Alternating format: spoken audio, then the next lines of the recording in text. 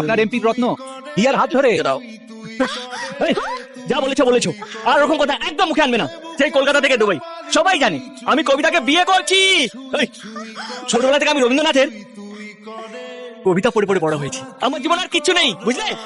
এই কথাটা তো ঘরে বসেই বলতে পারতো, তো দূরে এসে বলার কি আছে? হ্যাঁ, আর কবিতা যদি জানতে পারে আমি তোমার সঙ্গে কথা বলছি তাহলে কষ্ট পাবে। এই মিডল ক্লাস, তোকে আমি শেষবারের মতন বলছি, আমার আর কবিতার মাঝখানে একদম আসবি না, নাহলে টট টট টট।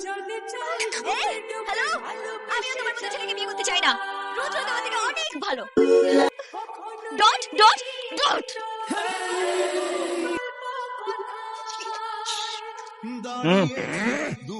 শ্বশুর মশাই, আপনি এখানে? মর্নিং ওয়াক করতে এলাম। দেখো, আজকে তো মঙ্গলবার, ক্যালেন্ডারটা ঠিক মতো দেখতে পারো না, কেন? এক মিনিট মর্নিং ওয়াক করতে বেরিয়েছেন, তাও আবার হাতে মেশিন গান নিয়ে? বুঝতে পারলাম না। সে নিয়ে শুইছো, ঘুমের ঘরে তুলে নিয়ে হাতে হাতে বেরিয়ে চলে এসেছি না। আচ্ছা, কেউ আপনাকে আমার নামে কাটি করেনি তো?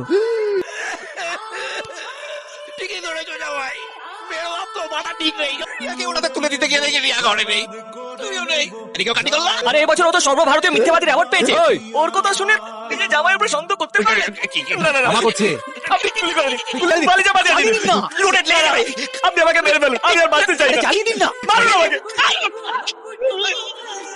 গোলা তো নয়, যেন আগুনের গোলা। হ্যাঁ? এটা তুমি নিজে মরবে, আমাকেও কেস খাওয়াবে বাবা। আর বাবা কি মিথ্যাবাদী?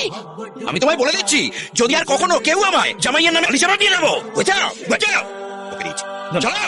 আমি ওখানে থাকবো, দেখি তুই এখান থেকে আমার ইয়াকে কি করে নিয়ে যাস। পাকা মাঠে গোল দেওয়াটা হলো তোর গায়ে, গ্যালারি ভর্তি মাঠে সবাইকে ড্রিবল করে গোল দেওয়াটা হলো আমার গায়ে। ঠিক আছে,